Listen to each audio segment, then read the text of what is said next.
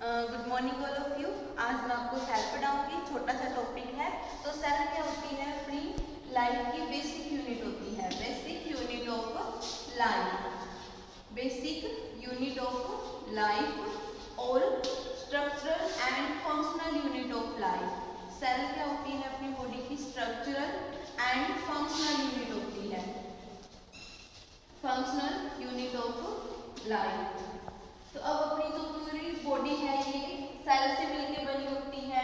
पूरी all over body में अपनी सेल्स प्रेजेंट होते हैं। सबसे पहले क्या है? एक सेल होती है। सेल आगे जाके टिश्यू, जब सेल ग्रुप में हो जाते हैं तब ये टिश्यू की फॉर्म में आ जाते हैं, टिश्यू बनाते हैं।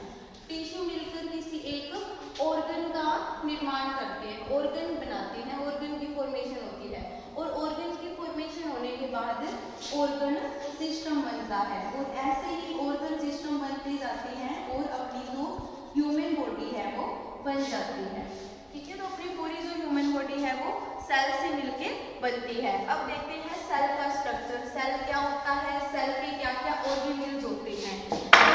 सेल्स सबसे पहले इसमें बहुत से ऑर्गेनेल होते हैं। ये सबसे पहले सेल की प्लाज्मा मेम्ब्रेन, ये सेल को प्रोटेक्ट करके रखती है, सेल को स्ट्रक्चर प्रोवाइड करती है और बाहर से जो भी सब्सटेंस आते जाते हैं उनको आने जाने का रास्ता प्रदान करती है। प्लाज्मा मेम्ब्रेन ये एक झिल्ली की तरह, एक छलनी की तरह काम करती है। जो भी सब्सटेंस जो है सेल के लिए जरूरी है उनको एंटर होने देती है और जो जरूरी नहीं होते हैं उनको बाहर रोक के रखती है। फिर इसमें होता है न्यूक्लियस। न्यूक्लियस को ब्रेन ऑफ सेल भी कहते हैं। ब्रेन ऑफ सेल भी इसी को कहते हैं, न्यूक्लियस को। न्यूक्लियस में जेनेटिक मटेरियल होता है, डीएनए होता है, आरएनए होता है और क्रोमोसोम्स होते हैं। ये जो जेनेटिक मटेरियल है ये वन जनरेशन से अनदर जनरेशन में पास आउट होता है, यानी पीढ़ी दर पीढ़ी ये ट्रांसफर होता रहता है। फिर इसमें होता है एक न्यूक्लियोलस। ये एक गाढ़ी गोल संरचना होती है, न्यूक्लियोलस। ये केंद्रक के अंदर ही केंद्रिका प्रेजेंट होती है। फिर इसके अंदर होते हैं माइटोकॉन्ड्रिया। माइटोकॉन्ड्रिया क्या होते हैं? इन्हें सेल का पावर हाउस भी कहा जाता है। माइटोकॉन्ड्रिया को, सेल को जो एनर्जी देनी होती है वो माइटोकॉन्ड्रिया ही बनाता है। ये एटीपी की फॉर्म में एनर्जी को जनरेट करता है, इसीलिए इसको सेल का पावर हाउस भी कहते हैं। फिर होते हैं इसमें राइबोसोम्स। ये दाने जैसे स्ट्रक्चर होते हैं जो राइबोसोम्स होते हैं, इन्हें प्रोटीन फैक्ट्री ऑफ सेल भी कहा जाता है। सेल में ये प्रोटीन को सिंथेसिस करते हैं, प्रोटीन बनाने का काम करते हैं, इसलिए इन्हें प्रोटीन फैक्ट्री ऑफ सेल कहा जाता है। फिर इसके बाद इसमें लाइसोजाइम होते हैं, ये भी सेल का ऑर्गेनेल है। ये थैलीनुमा पाउच लाइक स्ट्रक्चर होते हैं। इसे सुसाइडल बैग भी कहते हैं और इसे डाइजेस्टिव बैग भी कहते हैं। सुसाइडल बैग क्यों कहते हैं? क्योंकि इसमें जो है कुछ जो भी सेल का वेस्ट है, टॉक्सिक सब्सटेंस है, जो भी अनवांटेड चीजें हैं वो सारी इसी में स्टोर होएगी आके, और इसीलिए कहा जाता है कि अगर ये फट जाए सेल के अंदर तो सेल को नुकसान पहुंचा सकता है, इसीलिए इसे सुसाइडल बैग भी कहते हैं। फिर इसके अंदर होता है गोल्जी। गोल्जी एनर्जी का ट्रांसफर करता है। गोल्जी एनर्जी का ट्रांसफर करता है और इसके साथ ये प्रोटीन को स्टोर और पैकिंग करने का भी काम गोल्जी का ही होता है।